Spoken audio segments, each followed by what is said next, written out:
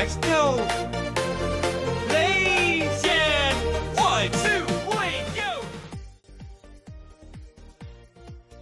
Hi, welcome to episode 3 of Comic Con Community Podcast. And today I'm joined by Tristan Hall. Hello, Tristan.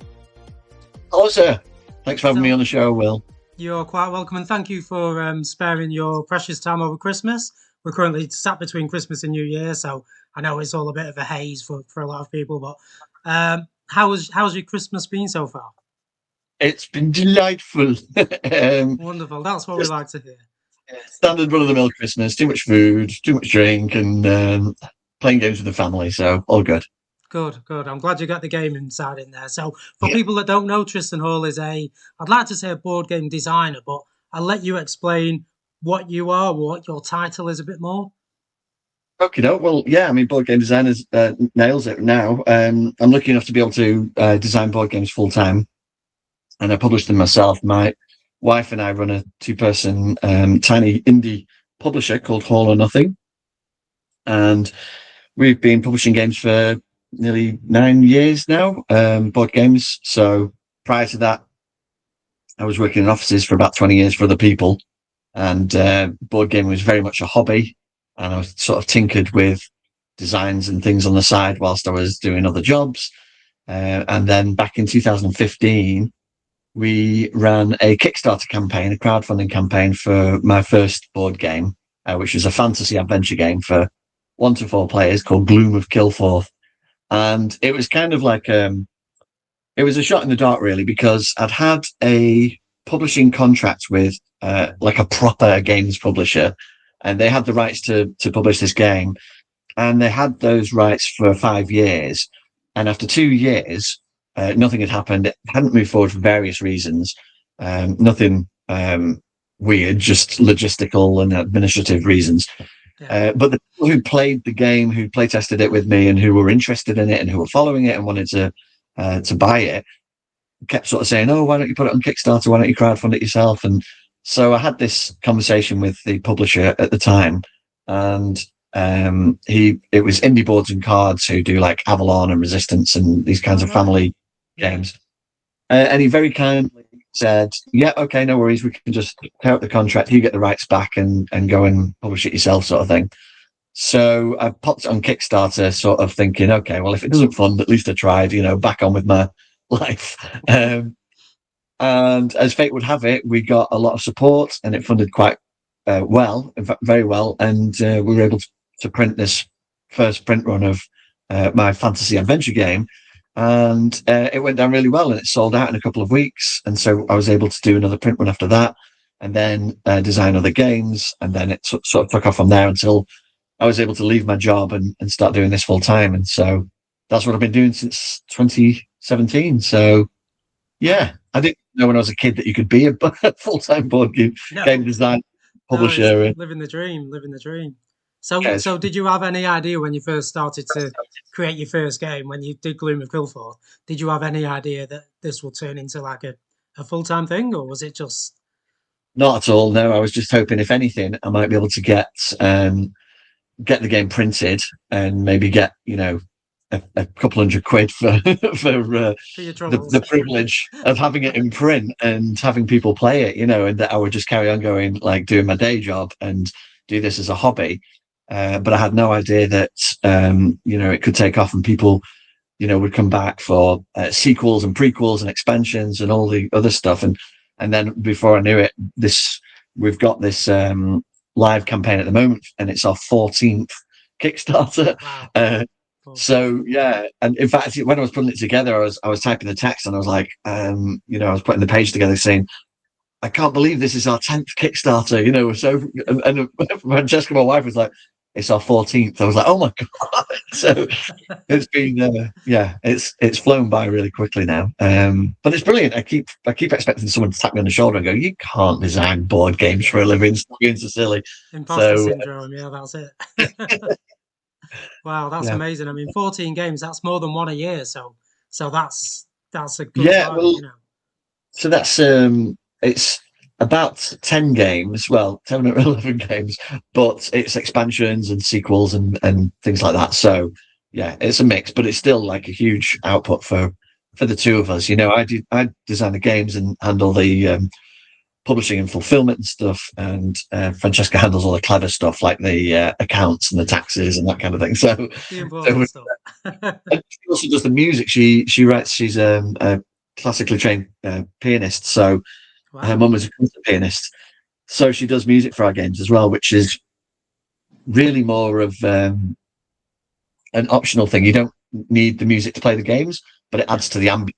So she's done like a full score for Gloom of Kilforth, inspired by the themes of the game and everything.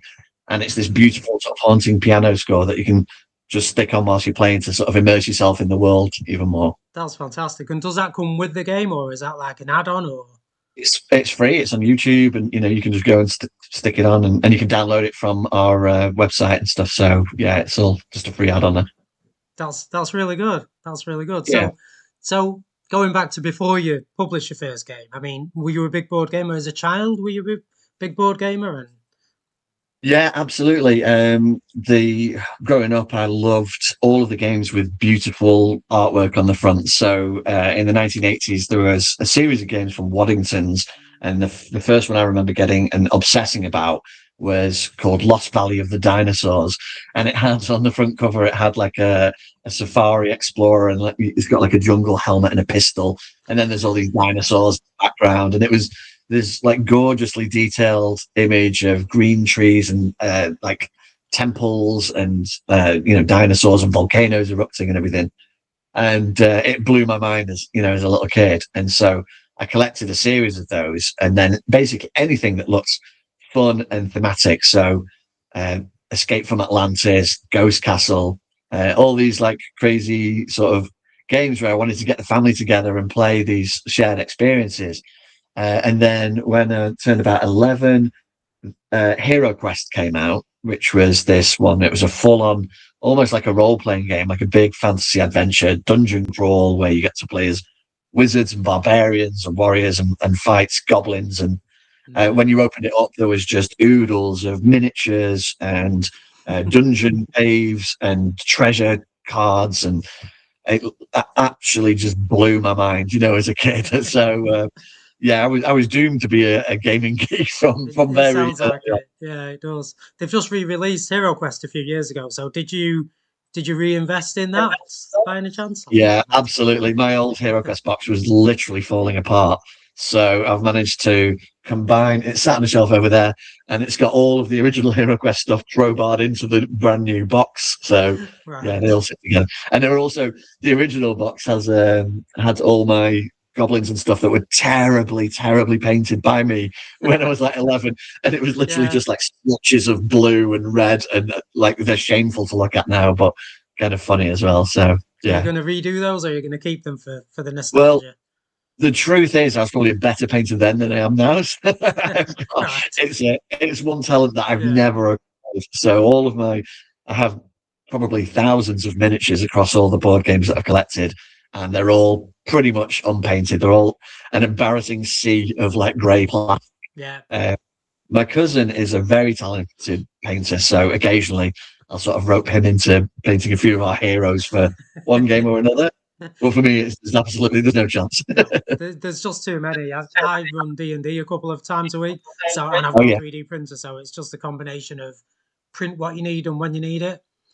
But right. painting is kind of no, that just doesn't know. It Free, just free takes so painting long. for me, please. Yeah, it just takes so long. It's great for printing, but painting is just another level. I'm not even that great at assembling them. I spend weeks and weeks gluing things together. And in fact, I got from like purely nostalgia, a couple of Games Workshop games which come with the new miniatures.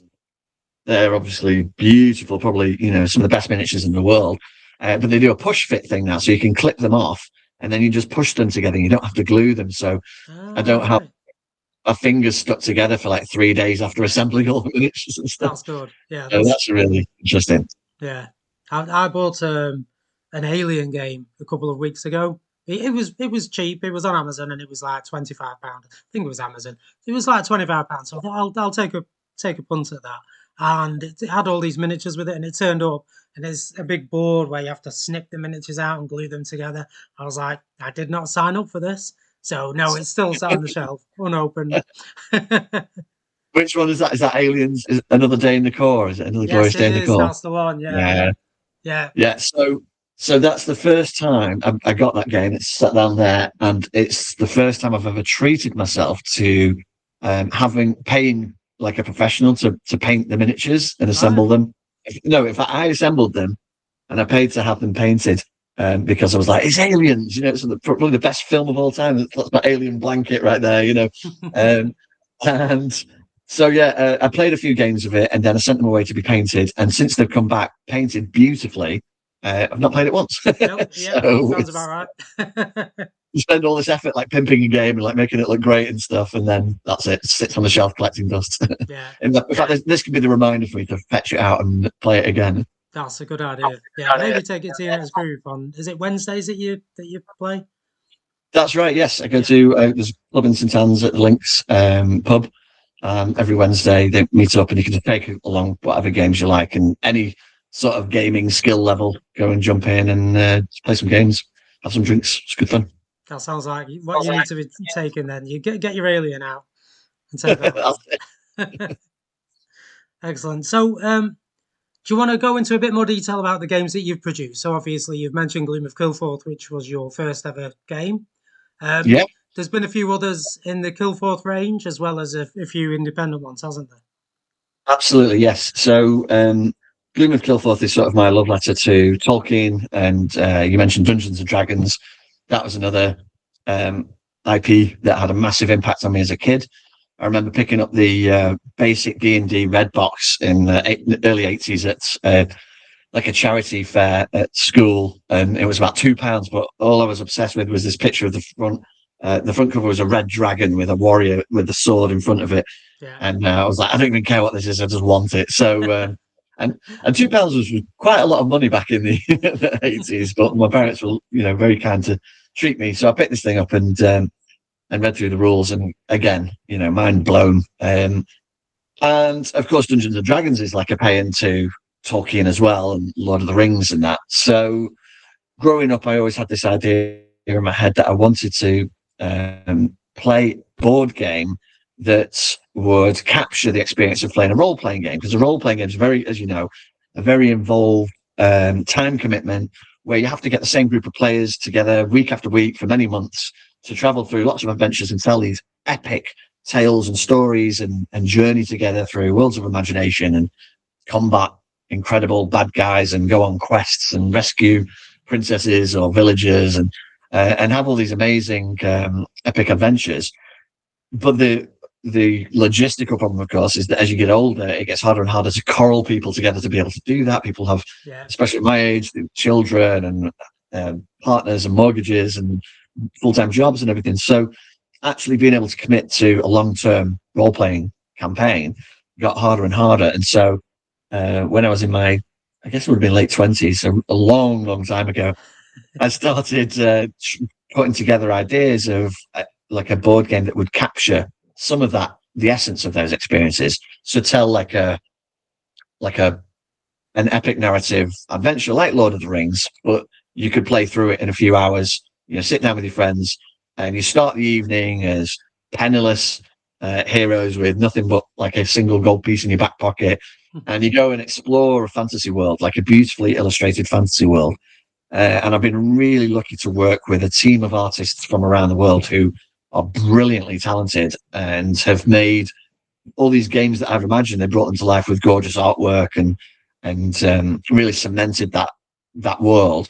And I wanted the games to go toe to toe with anything else out there. So, you've got Star Wars games on the shelf behind you, and Dungeons and Dragons and Lord of the Rings and that. So it was really important for me to have our games stand next to them and not feel ashamed. So going big on the artwork and making it look as gorgeous as those games that I used to pick up as a kid and think, wow, what is this? That part of it was really important to me. And so going on that journey and trying to make Gloom of Kilforth and trying to capture all of these narrative moments was real fun thought experiment, and like consumed me, because I got back into hobby gaming in my 20s after going to university and stuff. and I fell hard for the new games that were coming out at the time in the early like 2000s. And so I started like picking the best mechanisms and ideas from all these different games and sewing them together to try and create a sort of Dungeons and Dragons style Lord of the Rings sort of fantasy adventure. And to that end, that's what my first game ended up being, Gloom of Kilforth. And so it has been, for me, luckily very well received, and it's had a couple of print runs, and it's won a few awards and stuff. So once I'd created that game, it's the theme and the lore and the stories of that came from quite heavily the Dungeons and Dragons campaigns I was playing as a kid. Yeah. So I had all these pre-existing worlds built, this land of Kilforth and these other like continents and things that were connected to this world.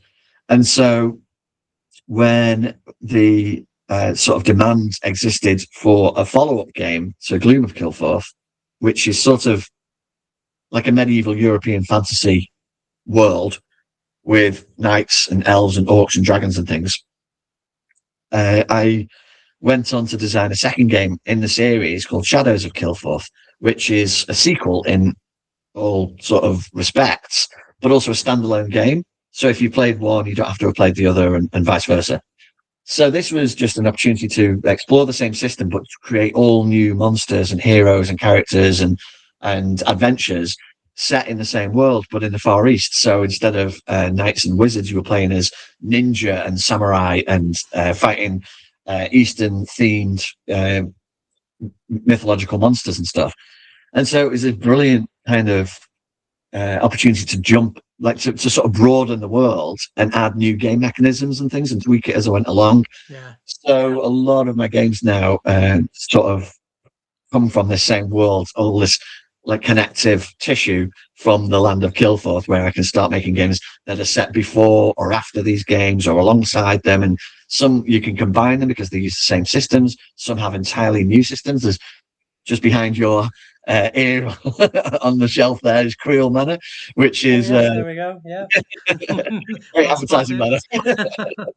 So that's another game in the series that's set before those games, and Gloom of Kilforth uses dice to resolve adventures and stories and things, and Creole Manor uses cards, specifically just cards. So, you know, mechanically they're very different experiences, but they're all very much fantasy adventure games, which is my favoured nerdy realm. But also I like to do different types of games as well. So I did a series of history games that are much more accessible, much quicker to play, you know, whereas Gloom of Kilforth takes up your whole evening. The history games that I designed were made specifically so you can play them like on your lunch break or whatever with a friend. Yeah. So I did a series of battle games covering, one of them was 1066 Tears to Many Mothers, which is the Battle of Hastings. One of them was the Great Siege of Malta. And the third in that series was the Battle of Waterloo, called 1815 Scum of the Earth. And these are sort of very accessible games where you pick up a deck of cards, you shuffle it, and you go up against your opponent and you try and beat them at that particular battle. So you could play the roles of Wellington and Napoleon, and your cards will be different from mine. We'll both have very different abilities, but we'll hopefully have like a sort of a balanced experience of trying to recreate the Battle of Waterloo and go through all of the historical objectives that those two leaders had to overcome in order to get to the battle, and then duke it out at Waterloo itself. And so it's kind of like almost like a Pokemon type game or Magic the Gathering, you know, like you just you pick it up and play, but and with beautiful artwork again, like representing the history, but with every card painstakingly researched by me, going through the history books with a highlighter pen and trying to pick out all these interesting characters and events and making it as accurate as possible.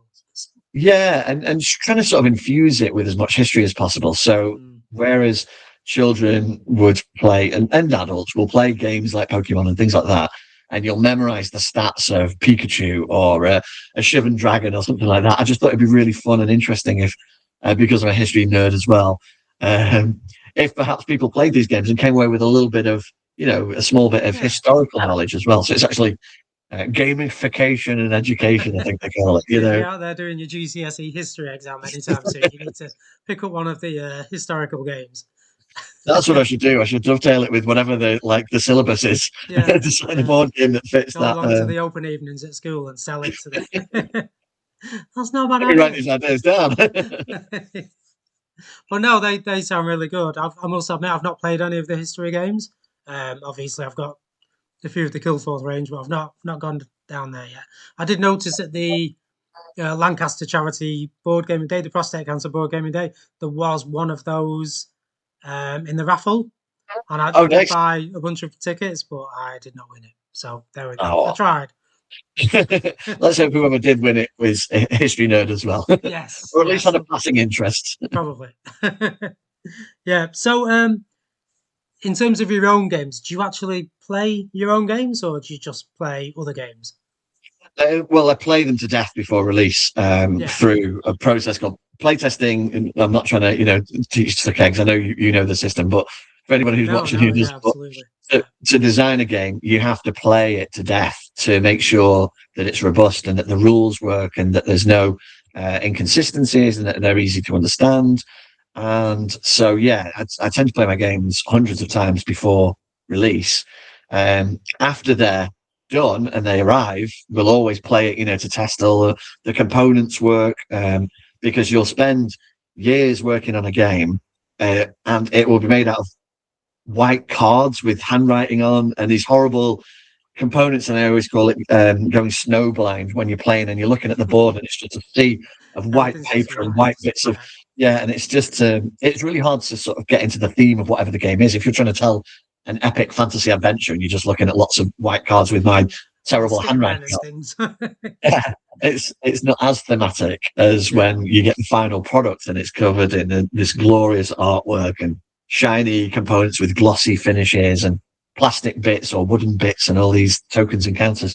So of course, when the games arrive, we'll play them as well. And but then as time goes on and you're designing more and more games, there's less and less time to go back to the older games and play those.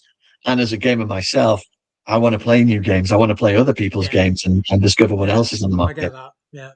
Yeah. One of my friends who's a game designer talked about how Mark Chaplin is called, and he sort of talked about how there's no surprises for you as a game designer. There's very few, because you know what went into them, you know what cards have advantages against other cards, and so you have when you play somebody else's game, you don't know what's coming, and there's that excitement of new exploration and new mechanisms and things. When you're playing your own game that you've played hundreds of times, you kind of you've invested years in those worlds already, and those mechanisms. So it's but I will still, of course, play them to teach people the games, and we demo them all the time at expos and things like that. So it's kind of a curious one. If I ever do go back to older games that I've not played for a while, I also get this sense that players, like veteran players of the game, have got to a point where they know the rules better than I do. So we have a Facebook support group and stuff, like a friendly Facebook group, and often people will ask rules questions or something like that, and somebody will jump in with an answer before I can get to it, and I'll read the answer and I'm like, I'll just check the rule book, and oh yeah, no, they're right. So you can't remember what they, of course. Yeah. I've seen the Facebook group. You've got quite a strong following there. It's good to have that support. Yeah, it's a bit sort of tongue in cheek. It's just called Games of Kilforth, and so we share memes and stupid stuff on there, and people just post photos of the games and talk about their playthroughs and things like that. But they also, come for technical support if there's a component missing or if they want to understand a rule or something like that. So, and it's really welcoming. We don't have any trolls, so it's like a safe part of the internet where you can go and just sort of hang out, which again I'm really lucky to have, because I've been to other gaming areas of the internet and it's not as safe and it's not as friendly and welcoming. So that's on Facebook, that group, is it? So if anybody wants to jump in and join and have a look what the games are all about. Absolutely. You don't have to have any of the games. You can just jump on, join the group and watch. People will post, and I will post video playthroughs of the game, so you can see how they're played, and pictures of the games, and teasers of upcoming releases and all that kind of stuff, So anything to sort of help you get into the worlds of the games more easily. Yeah. So in terms of your current gaming, what is your current favorite game? And you're not allowed to use one of your own as an example. Well, that takes the pressure off that question then. Current favorite game.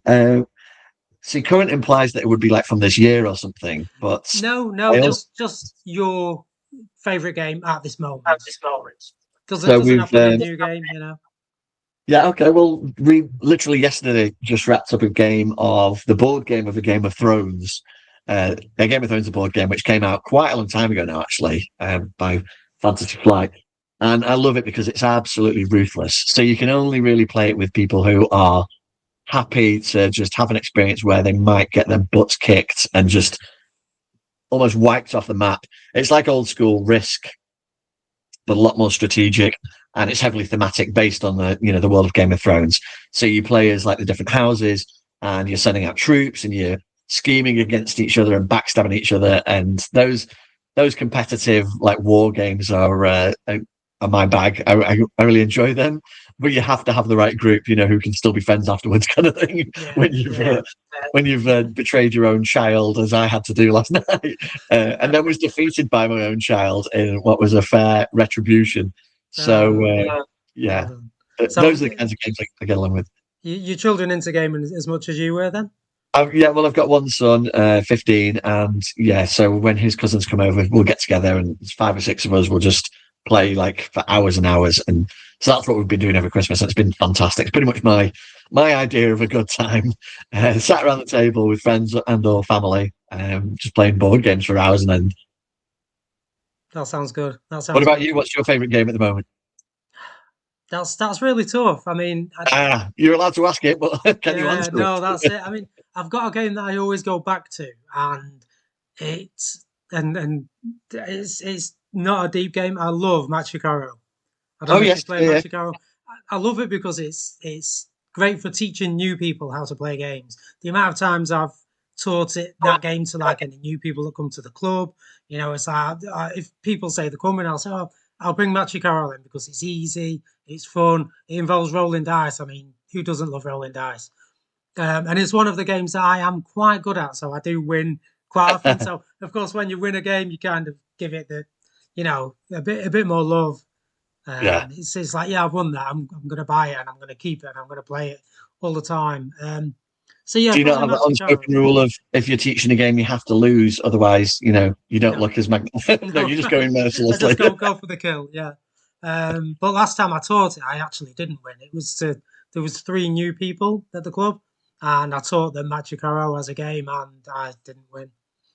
Nice. Yeah, that was You disappointing. can be magnanimous in defeat as well. Yes, We but used to. Sorry, go on. I was just going to say you have to play with the Harbour expansion though. I don't know if you know Magic Arrow, but without the Harbour expansion is just not great. But when you add the Right. Harbour to it, it opens up a whole new game. So if you've not tried it, I would definitely recommend it. Yeah, I lived in Manchester for about 20 years, and we had a regular gaming group there. And we moved away from Manchester about 6 years ago. But before I moved away, one of my friends was very keen on Machikoro, so that used to come out because it's quite a short one, so you can play it before or after a big game of the night. Yeah, And as you say, it's a lot more accessible to people who you know, don't play games as often because the rules are really easy to pick up. But I haven't played it with the Harbour expansion. In fact, I've not played it for about 6 years, so well, maybe it's overdue. that's another one for Overdue. the club then. Yeah, definitely on a Wednesday, crack out Magic Arrow. There's always different levels of games as well, so you have the easy to play quick ones that take 5 or 10 minutes, and then you have the sort of big adventure games that can take all night. So it very much depends on the audience, the group that you've got, and what they're willing to commit to. Yeah. So yeah, Yeah, I like think every group has that table that always wants to play party games, or the smaller games, or the quicker games, or nothing too complex. I know through the years we've always had like a table that will love to play code names or werewolf or something similar, something quick, something easy, or the party games, or not even modern board games, but something like uh, I was going to say Monopoly, but nobody's ever actually played Monopoly. But similar monotony. kind of things. Rummy Cub, I believe, is quite popular. I mean, I've never played it, but I know I keep seeing it mentioned in our WhatsApp group. Does anybody play Rummikub? Does anybody want to play it? And it's I don't even know what this game is, but by all means, bring it along. And then Sounds like you need to give it a go. Get maybe I involved. should. Maybe I should. I don't know. Broaden your horizons. I don't know. Yeah, maybe. But yeah, Matchy Carol's probably my go-to game for teaching beginners. But in terms of just favorite game, I honestly cannot pinpoint. I've got a whole bunch of games that I will go back to, but I don't have one that is like my favorite. I like to, as you mentioned, I like to try and play as many different games as possible. You know, I tend Yeah. not to play the same game 2 weeks in a row if I can help it. Everybody's got a shelf of shame, which is like X number of games that haven't been played or are still in the wrapper, and I've got quite a growing number of games that I haven't played yet. So, yeah, it's an ongoing process. It's a first world problem, isn't it? Like having the too many games to play and too little time. Yeah. There's something to be said for obviously playing new games all the time and learning new mechanisms and stuff.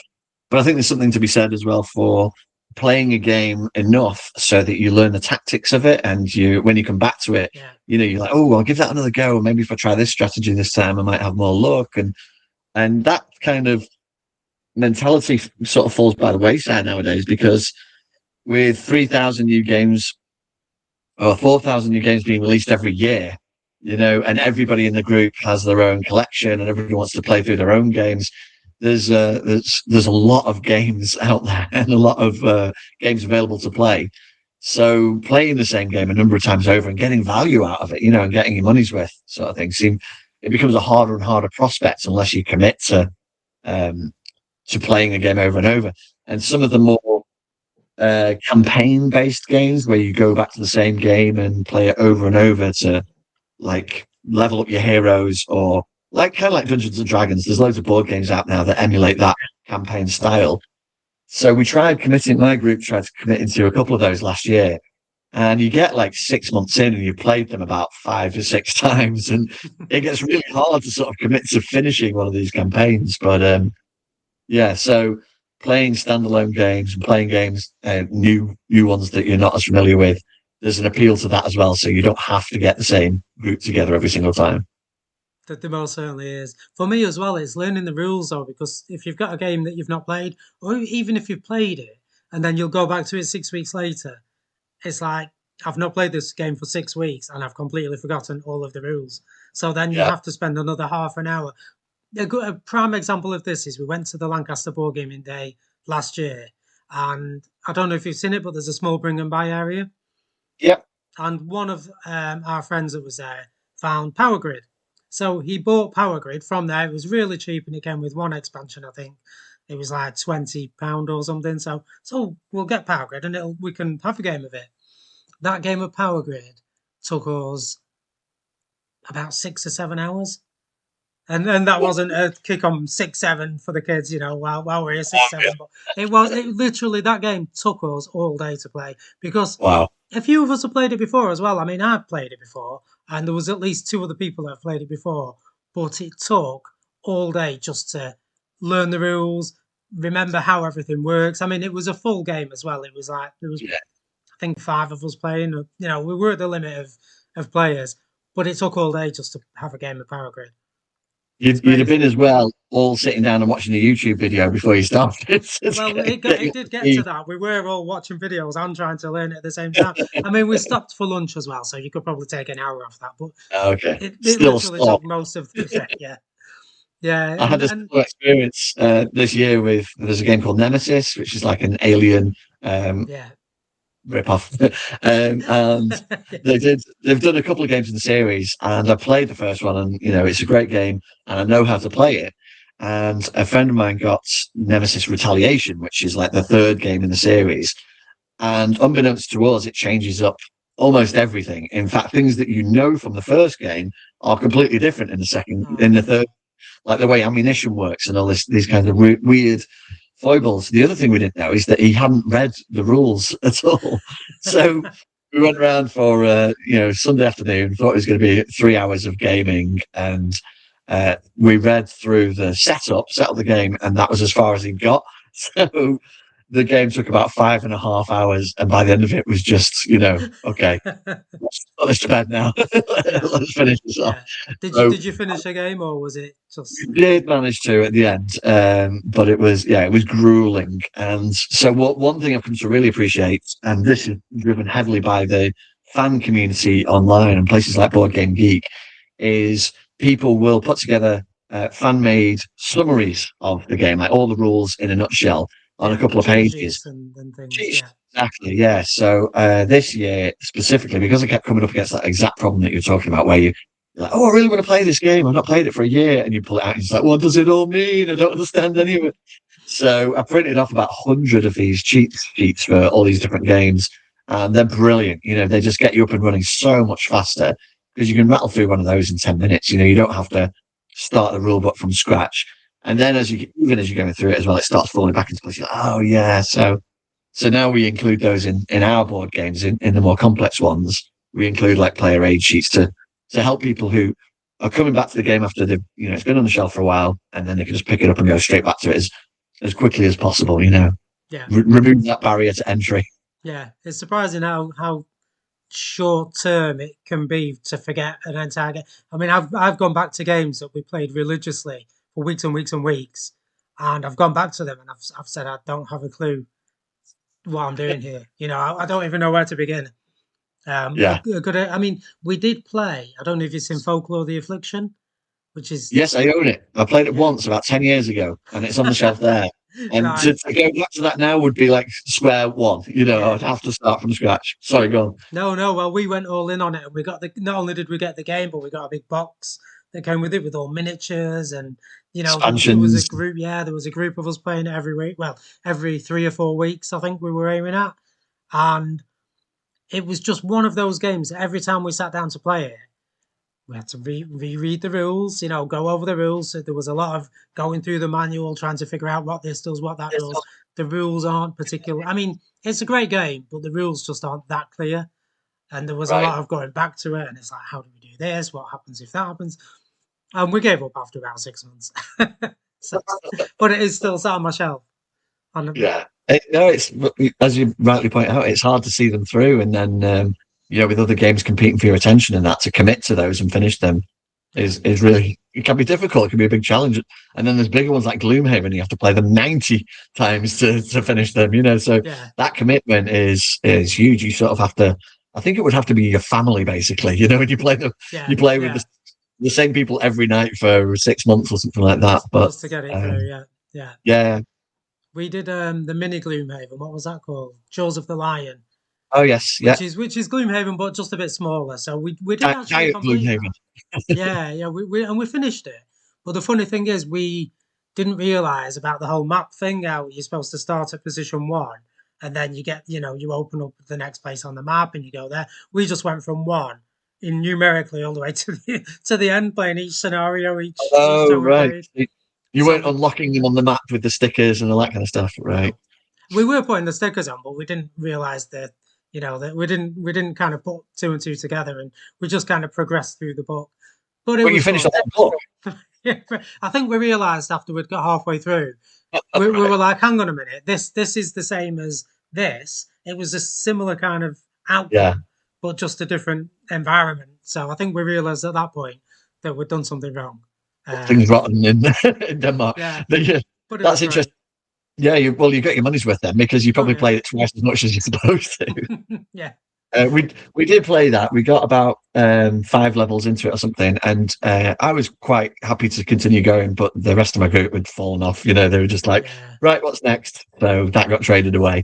But yeah, and I think I love the idea of them, because those games are like when I was designing my first game. They're trying to channel Dungeons and Dragons, and the fantasy role playing experience.